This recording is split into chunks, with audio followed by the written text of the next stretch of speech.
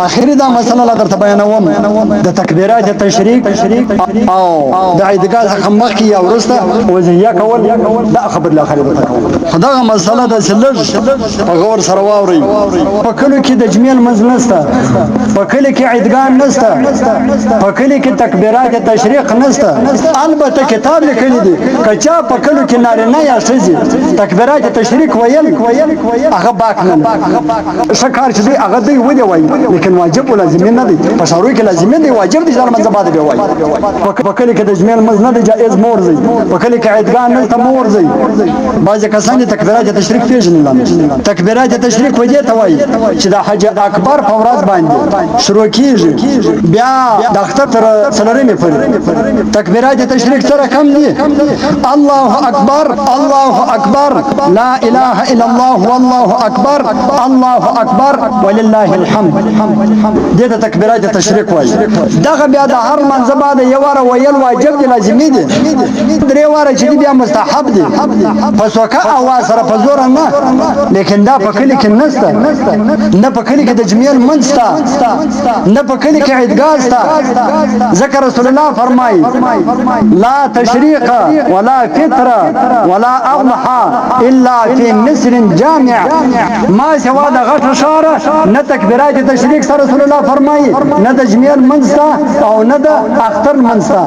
او د غره کما علی کرم الله وجهه فرمایي چې نه د لوی اختر منځته، نه د کشنی اختر منځته، نه تکبیرات تشریق او نه د جمیل منځ. دا په کلو کې نه سما سوا د غټ اشاره څخه.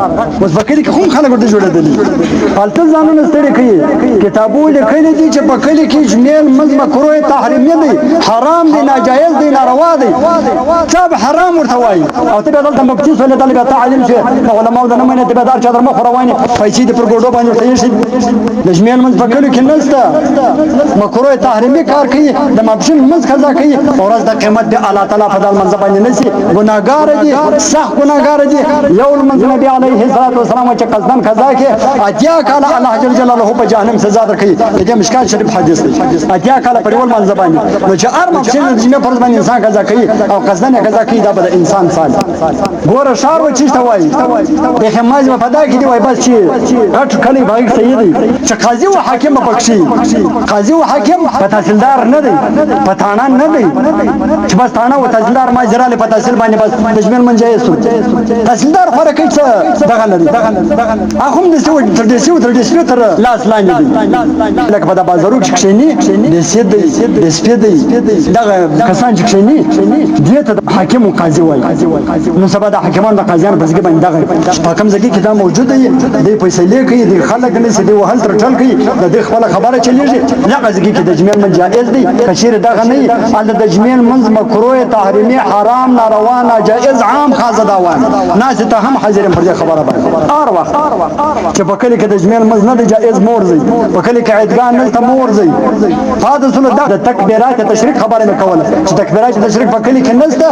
البته کتاب لیکلی دی کچا په کلو کې نارینه یا ښځې تکبیرات تشریق ویل هغه باک نه شکار کوي ودی وایي، لیکن واجب لازم نه دی. په شروع کې لازم دی، واجب دي ځان منځ باندې وایي.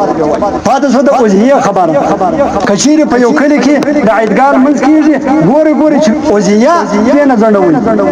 عالمگیری، هندیه، بزازیه، رد المحتار، فتح المعین، خلاصة الفتاوا، فتاوا محمودیه، حقانیه، کتاب الفتاوا، نور دا رقم به کې ډېر کتابونه چې په دې کې مطالعه وکړل موږ وکتل. هغه لیکلي و چې د کلو خلکو د پاره مستحب او افضل طریقه دا ده چې مازل مره وخیږي هغه څخه ډایرکټ سالال کې دا مستحب طریقه ده. د دې ثواب ډېر دی. د دې ادګار مذهب کې ادګار کې خو ده پکې هیڅ مسخري مره بار کړی.